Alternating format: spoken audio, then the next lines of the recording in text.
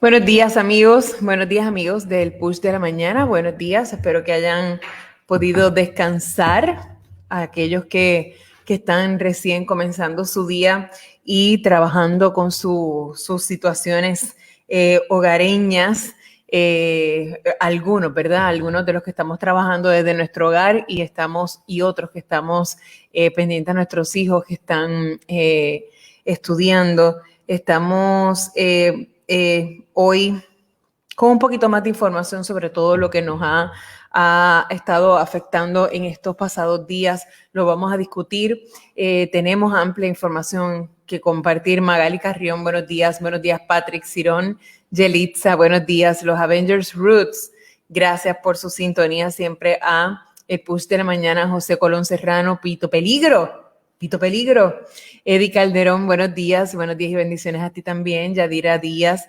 Pito Peligro, Maritza Rodríguez, buenos días. Yolanda Negrón, Eddie Calderón, saludos. Yolanda Luz Figueroa Ríos, el Father, oh my God, el Father, entre el Father y Peligro son un team.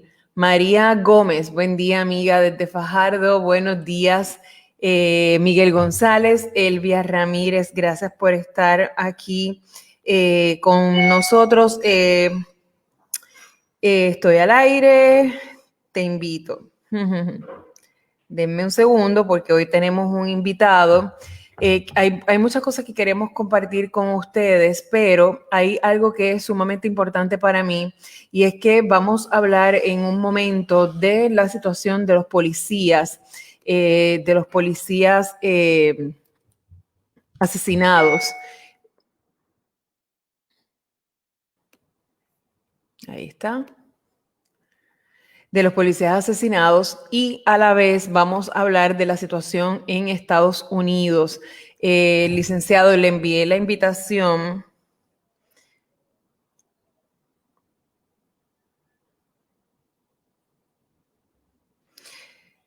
Vamos a entrar a lo que es la portada de noticel.com, la entrada de Noticel les trae a ustedes finalmente lo que trascendió en el caso de los policías. Estos policías ya ayer, el comisionado de la policía convocó una conferencia de prensa para, con fotos y videos, demostrarnos quién fue el asesino de estos tres policías. Y el asesino, según la evidencia que se mostró ahí, es David Rivera Batiz. David Rivera Batiz es natural de Ponce y al parecer, bueno, según la información que nos da la policía, fue él quien asesinó a nuestros policías ese pasado lunes. Esta persona tenía un historial bastante complejo, ¿no? Se le atribuyen, López Figueroa también se le atribuye pertenecer a aquella organización criminal de las Fuerzas Armadas de Cantera, recuerdan, la FARC, en el área de Ponce, y que participó en el asesinato en octubre de Isadora Marí Nieves Cruz, que es mejor conocida en ese mundo como Pinky Kirby. Eso fue un asesinato, un tiroteo, recuerdan, que fue en la avenida Roosevelt, que fue bastante público. Los videos.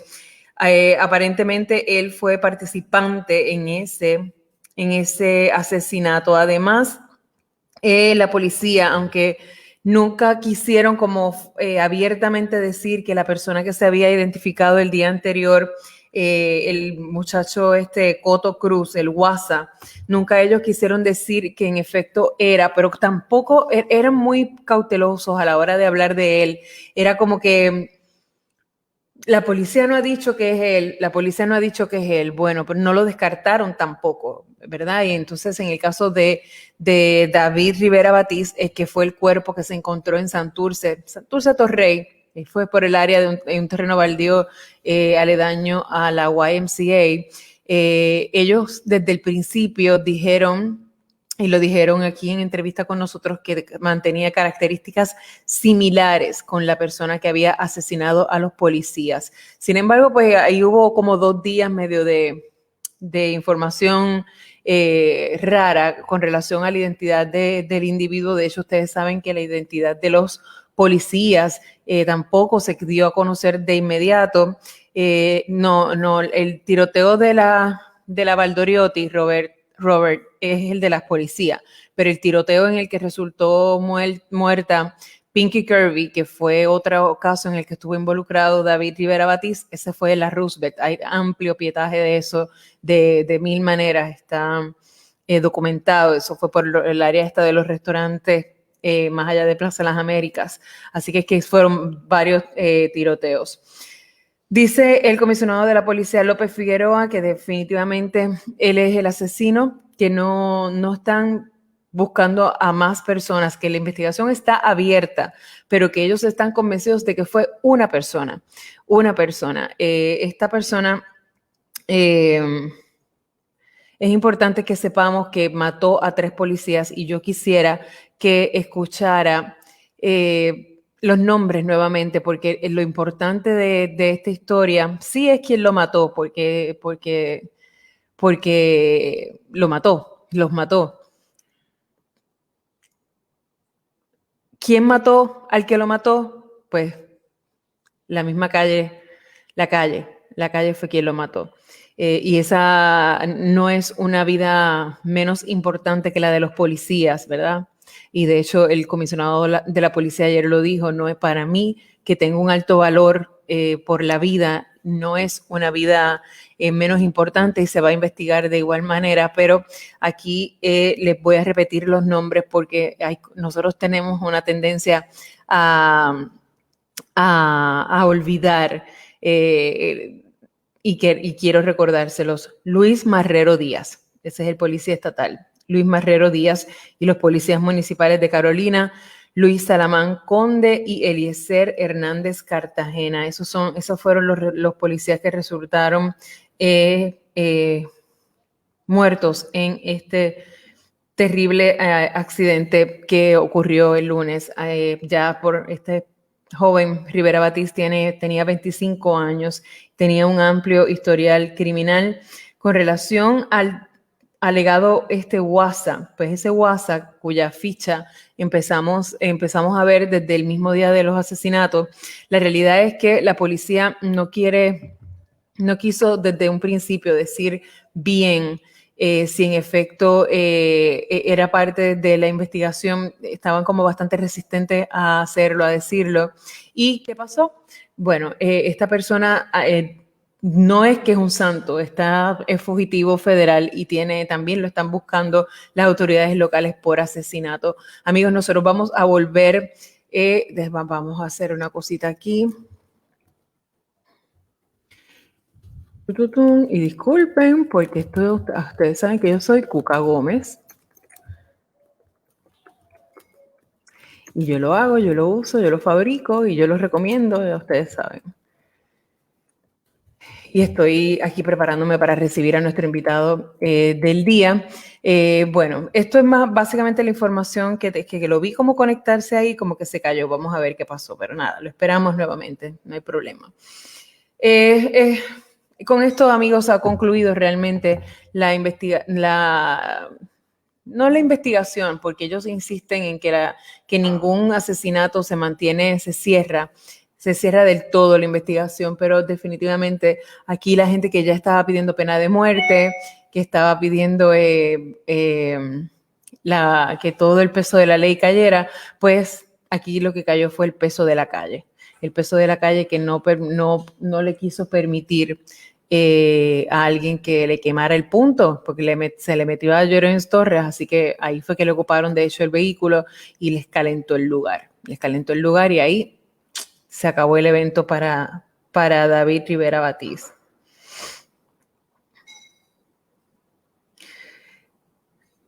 Ok, antes de recibir a nuestro invitado, que aparentemente ha tenido como una pequeña... mira, yo creo que ya ahí llegó. Es que tengo con nosotros al licenciado Jaime Sanabria, que lo voy a agregar aquí a la discusión. Buenos días, licenciado, ¿cómo está? Muy bien, ¿y tú, Denise? Buenos días. Muy bien, gracias por estar aquí con nosotros para aclararnos unas cosas, ¿verdad?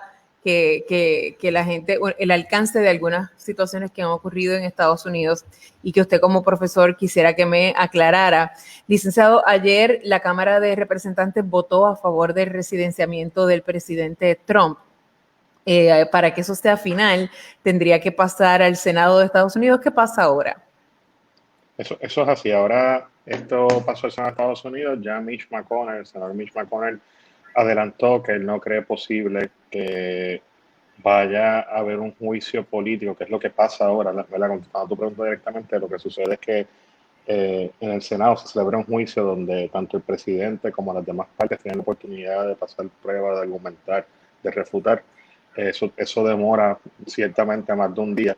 El senador Mitch McConnell dijo que los trabajos en el Senado van a reanudar el 19 de enero, como sabe, eso es un día antes de la juramentación de Biden. Así que ya él adelantó que antes de que Biden juramente, McConnell no ve posible que se celebre el juicio de impeachment. Ahora sí, puede ser que después de que Joe Biden juramente, ese juicio se vea. Entonces, ¿cuál es la consecuencia? Que lo que buscan los republicanos, si ya el presidente no es presidente y como quiera van a hacer un juicio de residenciamiento, lo que están buscando posiblemente es que Trump no vuelva a correr para la presidencia de los Estados Unidos. Y además, aunque esto nunca ha ocurrido, ¿verdad? Porque como sabes, han habido previamente dos juicios de residenciamiento. Uno fue de Andrew Johnson hace muchísimo tiempo y el otro fue de Bill Clinton, y ninguno de los dos prosperó en el Senado. Pues lo que suceda si, por ejemplo, el Senado decide residenciar a Trump es que no pueda volver a correr y además le quitan los beneficios que tendría como expresidente, entre ellos la pensión de 6 dígitos que históricamente recibe un presidente de los Estados Unidos, sumado a otros perks que el expresidente podría tener. Así que eso... ¿Había alguna duda, y de hecho la tenía yo también, sobre si una votación de esta naturaleza trasciende el periodo del presidente? Y usted me aclara que sí. Eso es así. Ciertamente ya dijeron que no va a dar el tiempo para enjuiciarlo antes de que Joe Biden sea el presidente, sobre todo para los trabajos en el Senado se reanudan el 19, y entonces pues sucedería lo que no ha ocurrido en la historia, que es que si podemos hacer un juicio de residenciamiento, un presidente que ya no es presidente, un expresidente que ya no es presidente, ¿verdad? Entonces, pues la respuesta es que sí, pero y la consecuencia sería esa que te digo, no lo removerían de la oficina, pero sí tratarían de que no volviese a correr o le eliminan todos los perks que un expresidente podría tener. Sí, ya, o sea, aquí el objetivo es estamparlo. Para mí es estamparlo e inhabilitarlo hacia el futuro. Así que, de hecho, yo creo que eso, más allá del proceso que usted constitucional, ¿verdad? Que usted nos está explicando, yo creo que eso ya se logró. Ya se logró en el sentido de que hubo una votación que incluyó a republicanos. Así que ya hay una estampa ahí. Eso es así, como sabes, pues la razón por la que se está acusando a Trump en este juicio es por incitar a la insurrección, ¿verdad? A la rebelión en los Estados Unidos. Él abiertamente hizo muchas publicaciones en las redes sociales y en otros medios donde trató de incitar a las personas a que se sublevaran en contra del gobierno y que se derogara esa elección presidencial de Biden. Y ya, pues obviamente, como sabes, el Congreso no estuvo de acuerdo y certificó a Biden como el presidente y va a juramentar. Y ese esfuerzo que un presidente está tratando de hacer de incitar a su pueblo a la violencia, pues no le dio resultados a Trump, y es lo que está provocando entonces esto. Ahora, quería preguntarle esto porque la gente tiene esta idea de que la libertad de expresión es absoluta, y yo me pregunto si esa decisión que han tomado múltiples plataformas digitales de cancelarle sus cuentas y no permitirle más enviar sus mensajes, ¿eso atenta contra algo del presidente o prima otros intereses? Bueno, primero que todo, ningún derecho constitucional que tenga un individuo es absoluto. Siempre cede ante otros intereses. Hay derechos, ¿verdad?, constitucionales que tú solamente puedes invocar frente al Estado, porque la Constitución, como sabes, es una carta, es una ley que le da al ciudadano la capacidad de decirle al Estado: me están violando nuestros derechos. Aquí, cuando estamos hablando de las redes sociales y plataformas, estamos hablando de entidades privadas. Y en ocasiones esas entidades privadas pues reciben fondos federales, ¿verdad? Y se les permite actuar como agentes del Estado, pero son situaciones muy particulares. Y en el caso de las redes sociales como Twitter, como Facebook, como Instagram y YouTube, que más recientemente YouTube lo acaba de suspender también a Trump, por lo menos hasta la juramentación. Pues, Snapchat, le Snapchat, quedaba Snapchat y se la confiscaron ya. y se la confiscaron también. Y pues estas plataformas tienen todo el derecho y discreción para suspender la cuenta, sobre todo viendo el daño que pudiese estar causando sus expresiones antes de esa juramentación y para proteger un mejor bien, un bien común, ¿verdad? Pero hay que ver caso a caso, ¿verdad? Si esa red social opera como un brazo del Estado y si operase, pues entonces Trump podría tener un derecho, pero ese derecho cede ante la protección de la comunidad, como en el caso de las vacunas. Y si no fuese un brazo del Estado, pues es más difícil plantear o levantar un argumento de libertad de expresión ante un ente privado. Quiero aprovechar que tengo aquí, que lo tengo conmigo para hablar un momento de una legislación que se ha presentado con relación al cannabis, ¿verdad? Que explíquenos un poquito sobre eso porque tiene impacto directo en el mundo laboral. Sí, Denise, como sabes, aquí en Puerto Rico existe una ley que expresamente autoriza a todo ciudadano de Puerto Rico a certificarse como paciente de cannabis medicinal si padece de ciertas condiciones de salud. Así que es completamente legítimo y válido en Puerto Rico que una persona vaya a dispensarios de cannabis, consuma cannabis, siempre y cuando esté certificado por un doctor que es paciente de cannabis.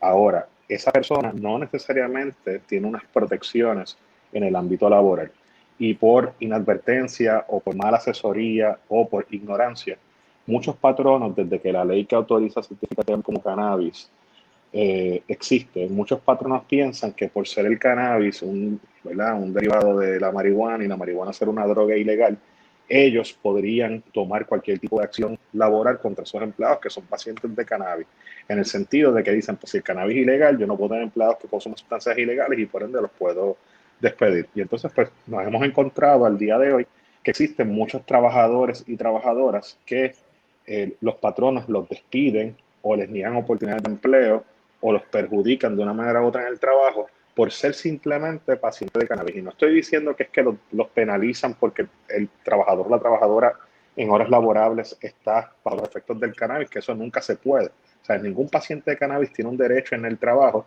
a estar bajo efectos del cannabis. Lo que sí, el paciente de cannabis no puede ser perjudicado en su lugar de trabajo por simplemente ser paciente de cannabis. Y entonces, pues, hoy día existe una protección como quieran, aunque la legislación que presentó el representante Jesús Manuel y otros compañeros de su delegación, aunque esa legislación busca prohibir el discrimen por razón de ser paciente de cannabis y crear una característica protegida hacia los pacientes de cannabis, la realidad es que en Puerto Rico ya existe una protección.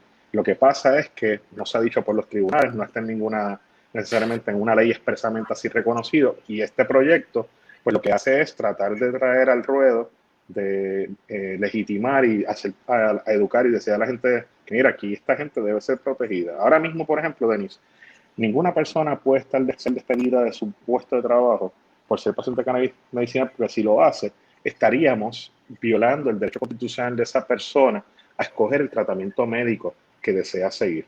Y si yo despido a un obrero o una trabajadora por el tratamiento médico que ese obrero eligió, eso es una violación del derecho a la intimidad de esa persona, y si lo despido, pues puede ser una violación, ese despido es en violación a una política pública reconocida en la ley que le permite certificarse como paciente de cannabis. Esa protección existe, es una protección que tiene una discusión jurisprudencial por décadas. O sea, el Tribunal Supremo de Puerto Rico ha dicho que cuando un despido de una persona viola un derecho constitucional reconocido en una política pública, esa persona que despiden tiene una causa de acción en daño bajo el Código Civil. Ahora, expresamente y específicamente no se ha reconocido una categoría protegida de pacientes de cannabis, y lo que hace el proyecto de la Cámara que se está discutiendo esta semana es crear como categoría protegida aquellos que son pacientes de cannabis. Yo veo eso como algo muy positivo. Es como consignarlo para el récord, ¿verdad?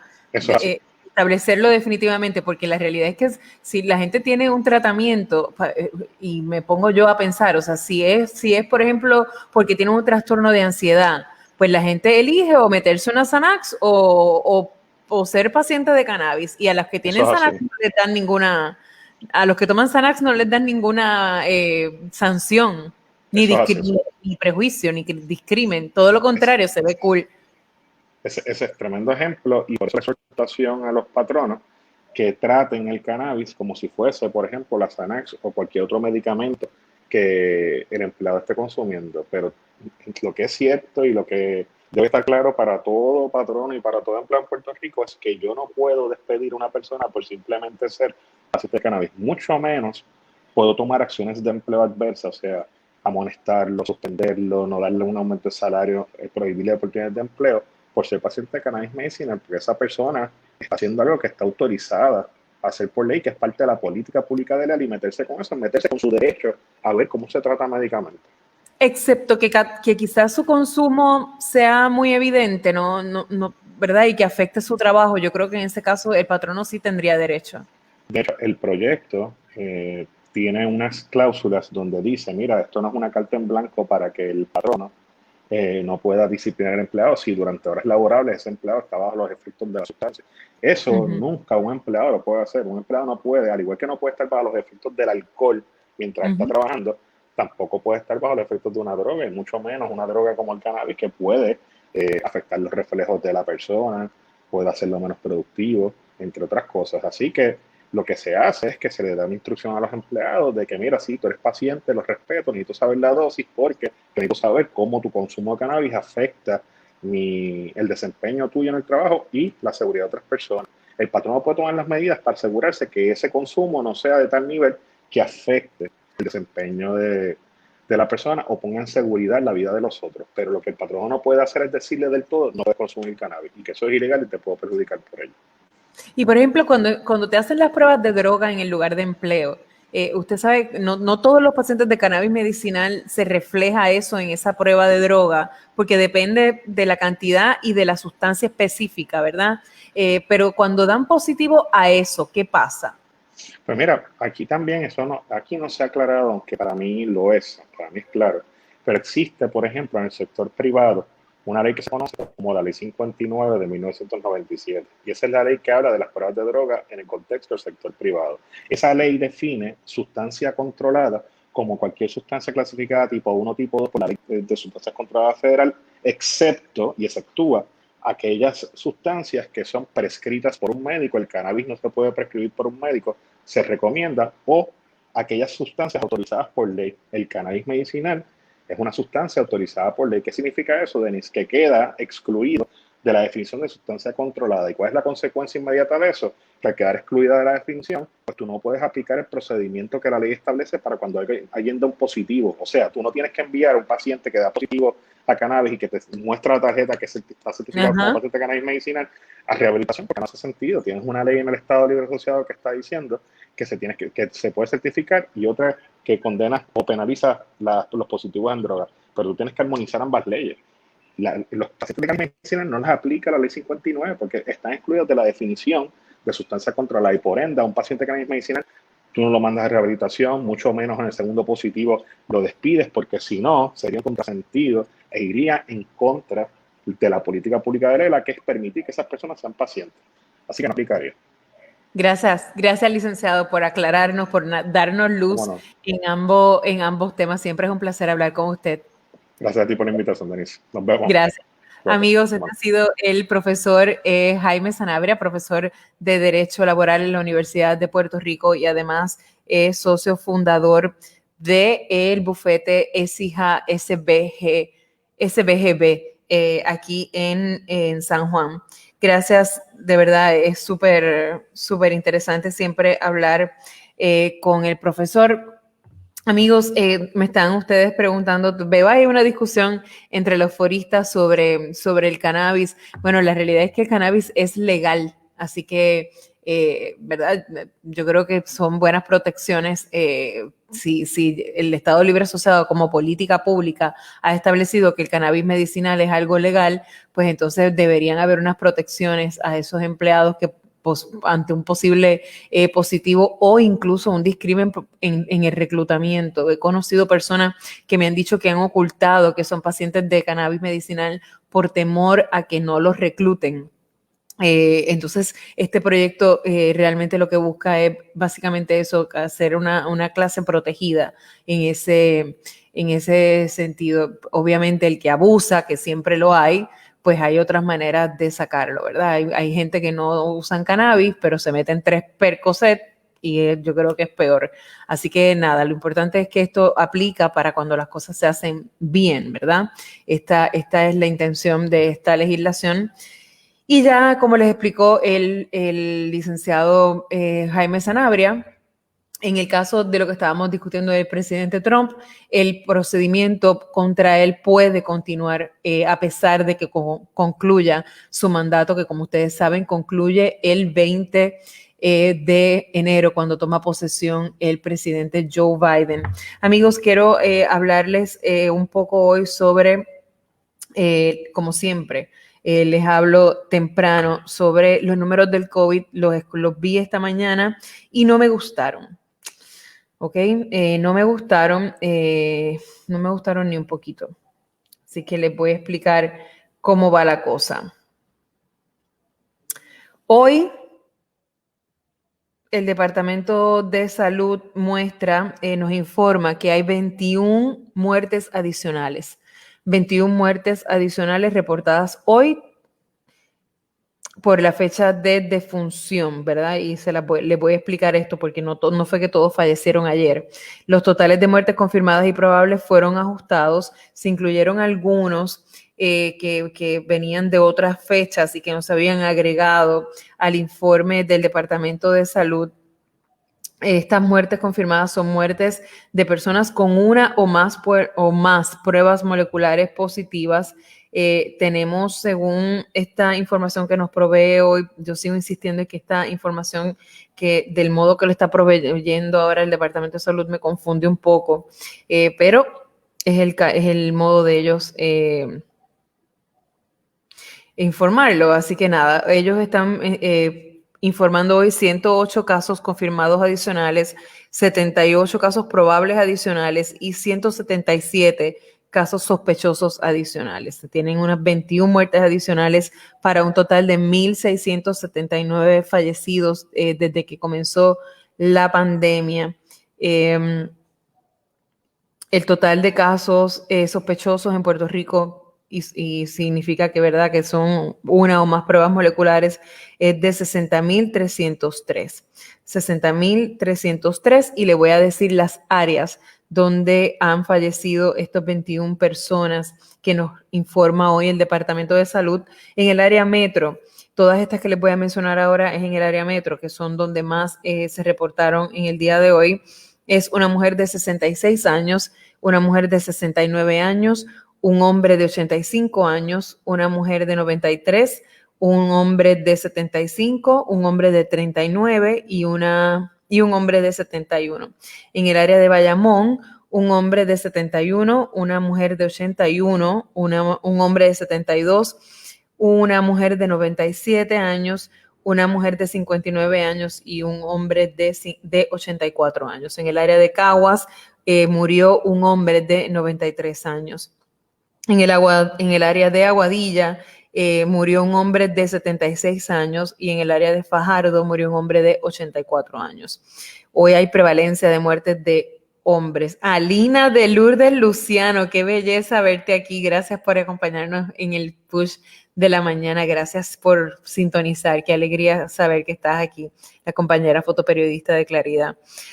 Arecibo, hombre de 81 años, una mujer de 69 años, un hombre de 68 años, un hombre de 74. Y en Ponce, en el área de Ponce, un hombre de 95 años. Esa es básicamente la información que tenemos tan bella, la Alina. Saludos a Génesis, a todas esas nenas lindas que tienes tú, tus sobrinas hijas. Un beso a ellas. Hospitalizados, tenemos un nivel, las hospitalizaciones han bajado considerablemente, tenemos 370 hospitalizaciones de adultos. De esas, 51 se encuentran en unidad de cuidado intensivo y hay 61 personas adultas con el uso de ventiladores. Además de eso, tenemos en pediátricos, ¿verdad? Hospitalizaciones pediátricas, hay un total de 37 y continúa un niño en la unidad de cuidado intensivo. No hay ningún niño en ventilador. Esa es básicamente la información que nos provee hoy el Departamento de Salud. Ese número 21 es un número alto, pero ellos aseguran que es un número que se va ajustando de fechas anteriores que no se habían informado. Pero sigue siendo un número fuerte y eso me lleva a hablar un momento de las vacunas. Las vacunas, mira lo que dice Joe López, qué comentario. Se me hizo fácil llamar para la vacuna de mi mamá. Lo malo es que no fue una cita, fue una lista para ser llamado para una cita. Quedamos igual. Sí, te entiendo perfectamente, Joe. De hecho, nosotros en Noticel hicimos un ejercicio de llamar a esa lista de proveedores que comunicó el gobierno de Puerto Rico y fue impresionante y esa historia salió ayer en Noticel de la pluma de Adriana de Jesús Salamán. Les invito a que la lean. Había poca información. Una vez uno llamaba a esos números, había poca información, no se sabía muy bien cómo iba a ser el proceso. Usted llamaba para pedir una supuesta cita y no le daban la cita, que es el caso que Joe está comentando, que no le daban una cita, que lo ponían en una lista de citas. Ese es el problema. La gente cuando llama a esos proveedores entiende que sale de esa llamada con una fecha, ven febrero 3. A vacunarte y entonces los ponen en una lista. Me consta también que hay proveedores que le han dado fecha. Así que esto aparentemente, ustedes recuerden que esto es un esfuerzo del Departamento de Salud, del Departamento de Salud en conjunto con estos proveedores, pero estos proveedores son privados. Así que son los proveedores los que tienen que tener un sistema bueno de proveer esas citas. La realidad es que, por ejemplo, en casos, la gente aquí en Puerto Rico quiere vacunarse. Todos los censos que ha realizado el Departamento de Salud y el Departamento y la Guardia Nacional, todos esos censos demuestran que en Puerto Rico, en todas las clases, en todas las fases, más del 90% de la gente se quiere vacunar. Si usted le pregunta a los maestros de las escuelas públicas, más del 90%. En las escuelas privadas, la asociación reveló que el 99% de los maestros y de su personal se quiere vacunar. En la Universidad de Puerto Rico igual. Así que no es como en muchos otros lugares donde el issue es convencer a la gente de vacunarse. En Puerto Rico la gente se quiere vacunar y hasta cierto punto está un poco desesperada con relación a eso.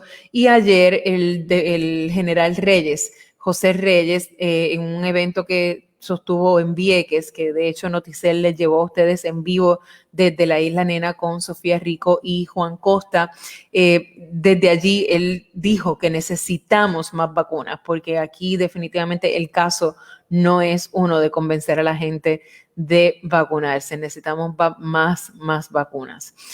Pero como yo siempre les digo en este asunto, cójanlo con calma, a todo el mundo le va a llegar su momento y lo importante es que lo hagamos bien y que lo hagamos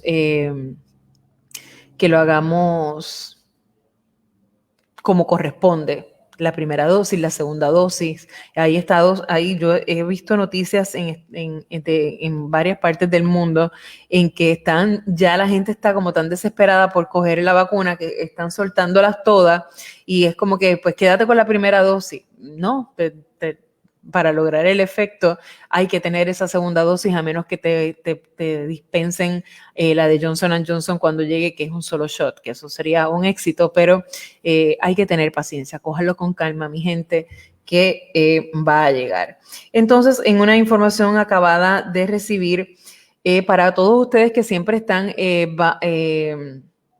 comentándome y pidiéndome información sobre los beneficios del desempleo y del PUA. Yo tengo que decirles que yo los tengo pegados del alma, porque yo sé que eso es el trámite más burocrático y más engorroso que existe, ¿verdad? Pero hay una información que tenemos ahora para ofrecerle. Ya está disponible la extensión de beneficios para los reclamantes del PUA. Recuerdan que aquí hace unos días el secretario del Trabajo habló aquí con nosotros en el Push de la Mañana y nos informó que ya iba a haber un pago de beneficio semanal y una compensación de $300 adicionales por 11 semanas. José Francisco Rodríguez Virella me pregunta por por el cafecito. Te voy a hacer un cuento bien brevemente. Hoy fui a buscar café y se me había acabado el café. ¿Cómo pasó eso? No me preguntes. Así que así estoy. Pero cuando salga de aquí voy corriendo a algún lado a buscar uno, no se preocupen.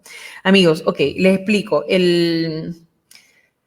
La gente va a poder seguir haciendo sus reclamaciones como de costumbre mediante la extensión de sus beneficios semanales. Esto se suma a la compensación de $300 que estarán recibiendo por 11 semanas. Dijo el secretario del Trabajo que los reclamantes del PUA pueden acceder a la plataforma a la que normalmente acceden para reclamar estos beneficios y hacerlo desde ya. La compensación semanal incluirá los $300 por las 11 semanas aprobadas a finales del mes de diciembre, ¿ok?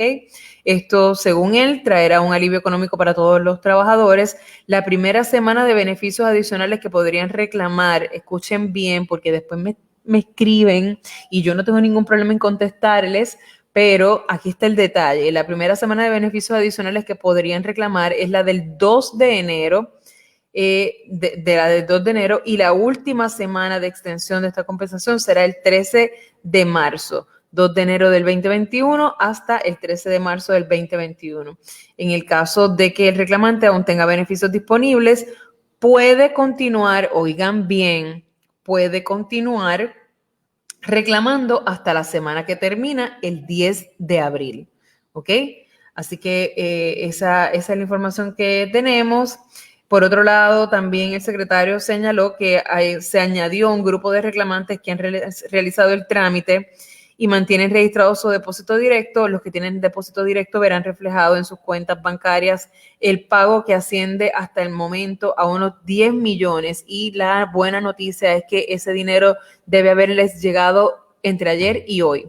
Esa gente que tiene depósito directo con el PUA tiene que haberle llegado ya ese dinero entre ayer y hoy.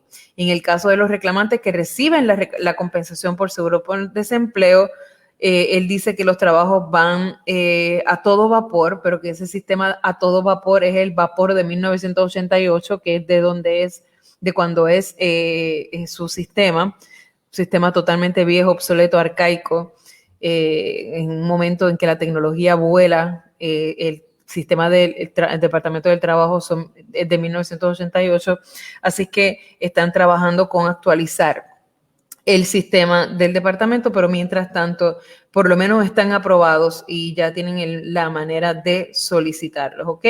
Eso, amigos, yo creo que es básicamente lo que tenemos. Otra información también que tiene que ver con el COVID. Ayer recibí una pregunta aquí en el push y le doy las gracias a la persona que me lo envió porque pude verificar con el departamento de corrección. Me escribió un familiar de un confinado preguntándome cuándo los iban a ellos a vacunar, y la realidad es que le di prioridad porque estoy clara en que el otro día hubo un brote en Bayamón, así que un brote de muchos, de más de 100, creo que eran 150 casi confinados. Así que, de hecho, esa petición me llegó a este email que estaba puesto aquí en pantalla. Para eso está, para que me hagan llegar sus preocupaciones o sus preguntas, lo que sea necesario, para que le aclaremos a través de esta plataforma, que no solamente es informativa, sino que me nutro yo de todos sus comentarios y después voy a hacer mi asignación a los confinados. La persona que me hizo la pregunta de los confinados, le informo, y lo van a encontrar en una historia que trabajamos para Noticel en el día de hoy. Para febrero y marzo va a ser la vacunación de los confinados, ¿ok? Luego de haber contenido el brote de COVID-19 en el complejo correccional Bayamón 501, el resto de la población confinada sería vacunada entre los meses de febrero y marzo, toda vez que continúa la implementación de medidas de cuidado en las instituciones y la prohibición de visitas físicas. O sea, los confinados están para febrero y marzo. De acuerdo a la secretaria designada del Departamento de Corrección, Ana Escobar Pavón, el plan de vacunación incluye a los 7,247 confinados alrededor de la isla, los 6.150 empleados y todos aquellos contratistas que laboran dentro de las instalaciones, como es, por ejemplo, la empresa Trinity, que es la que está encargada de confeccionar los alimentos. El plan de vacunación, obviamente, salta Bayamón 501, porque el pasado sábado estos confinados fueron vacunados debido, ¿verdad?, que obtuvieron prioridad luego del brote y de que el CDC, el Centro de Control de Prevención de Enfermedades, recomendara una vacunación pronta en ese lugar luego de ese brote. Como parte del esfuerzo, se vacunaron ese día en Bayamón 416 de 446 confinados. 416 de 446, hay unos 26 que no se vacunaron porque no quisieron recibir la vacuna y según la secretaria de Corrección, los han entrado en un proceso de orientación sobre la necesidad de vacunación, ¿verdad? No los pueden obligar, pero los están orientando a que así lo haga y la empresa que está a cargo de esas orientaciones es Physician Correctional, ¿ok? Physician Correctional. Y vamos a ver. Conforme al plan de vacunación con dosis de la empresa Pfizer, comenzaría el 22 de febrero y se extenderá hasta el 26 de marzo en varias instituciones. Bayamón, Ponce, Guayama, Río Grande, Arecibo y Mayagüez, en ese orden, ¿ok? En ese orden. A partir del 22 de febrero, anótelo, Bayamón, Ponce, Guayama, Río Grande, Arecibo y Mayagüez, en ese orden. ¿Ok? Amigos, yo creo que hemos cubierto bastante información durante la mañana de hoy. Tuvimos esa entrevista con el profesor Jaime Sanabria que fue bastante enriquecedora en términos de varias cosas del proceso que se está viviendo en Estados Unidos con relación al residenciamiento del presidente Donald Trump. Y las medidas que se han presentado sobre el cannabis medicinal y la protección a los empleados en casa, ¿verdad? Por parte de los patronos. Marianne, llegaste súper tarde, pero estás en París, estás en Francia, yo te perdono. Tranquila, gracias. Después cuando termine el live, lo que tienes que hacer es regresar a la página y le das clic porque ese live se queda ahí grabado, así que no te lo perdiste ahora, pero no te lo perdiste en vivo nada más. Después le das para atrás y lo vas a escuchar completo. Te exhorto a que así lo hagas, amigos. En resumen, ya la policía tiene la identidad de la persona que asesinó a los 3 policías. Obviamente no hay nada que hacer porque ya él lo mataron, la calle se encargó de matarlo y de vengar. Yo no estoy segura de que sea en venganza por la muerte de los policías. Yo me imagino que fue porque se metió en Llorens y los calentó. Esa es mi teoría, pero yo no soy experta en nada.